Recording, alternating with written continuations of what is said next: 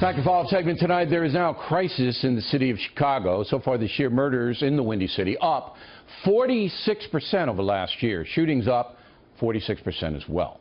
Innocent people are being gunned down, not just gang members. According to reporting by Heather McDonald in the New York Post today, at least 15 children under the age of 12 have been shot so far this year, including a 3-year-old boy now paralyzed for life. Obviously, the governor of Illinois, Bruce Rauner, and the mayor of Chicago, Rahm Emanuel, have failed to effectively deal with the lethal violence. But why have they failed? Joining us from Chicago, Enoch Mohammed, co-founder of Hip Hop Detox, group that works with at-risk youth in Chicago. So why can't the authorities control the violence, Mr. Mohammed? Well, first of all, thank you for the invitation. And in the spirit of how we define hip-hop, we define hip-hop as being truth without boundaries. And so the first word that I want to put out there is accountability. You cannot successfully deal with violence and you don't understand that violence is systemic and is symptomatic in all aspects of life. So you can't have people who reside in 24 to 25 neighborhoods and the speed light cameras and all the things that are done to take money out of people's pockets are happening predominantly in those 24, 25 neighborhoods. It's not to say that the other neighborhoods aren't getting hit, but not like those 24 to 25 neighborhoods. But let's put the social problems aside and deal with public safety.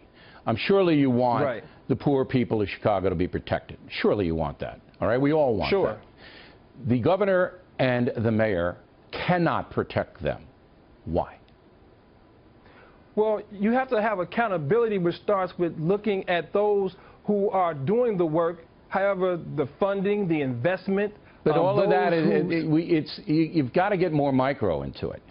There's a problem on the streets. You're talking about block by block and porch to porch type work where you're dealing with people on the ground. And what I'm saying is that the on the ground work is being done. However, when you have $461 million in TIF funding that gets put into tourism and gets put into areas that are already affluent, and you begin to continue to starve those neighborhoods that need that type of funding because this is taxpayer dollars. I don't know if funding is going to help. That's part of the problem. I don't think funding is going to help reduce violence when the violence is generated by street gangs who sell narcotics.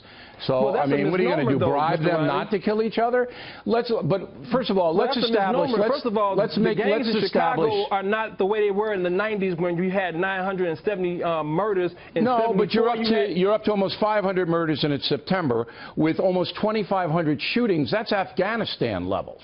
Okay? Oh, no, you're absolutely correct about the numbers as far as that is concerned. But what I'm saying is that when you look at the problem, Chicago has a systematic problem where in the neighborhoods, for example, you're dealing with cliques all over the city of Chicago who are not organized as they were in the 80s and the 90s when you talk about quote-unquote gangs. So when you deal with, well, the problem is gangs, the problem is shooting, yes, you have conflicts within the neighborhoods. You have a lot of different social, psychological, a lot of trauma, a lot of pain that's in those particular neighborhoods. However, when you don't deal with the fact that not only do you have rogue cops that are supplying drugs and guns, when you don't deal with the fact that these drugs come on trucks and trains and boats and planes and these young guys on the street. Right, but again, you're going macro, and this is a public safety issue that needs to be dealt with immediately. And immediately means the National Guard. It means the National Guard. That's what it means. If the National Guard were put into the neighborhoods, all of these shootings would stop because the National Guard would be on the street. When you say National Guard, I agree the National Guard should be used, but not to be put on the street to deal with the people on the street. You should use National Guard strategically in the Chicago area in terms of the borders to prevent drugs from coming in. Can't do it. It's impossible. Why you can't do that? Never been done in the history of mankind. All the people are going to get it in no matter what. However, what can be done to prevent a 3-year-old from being paralyzed by a gang member's bullet, all right, is to put presence on the street that will inhibit violence because right away it'll be reacted to.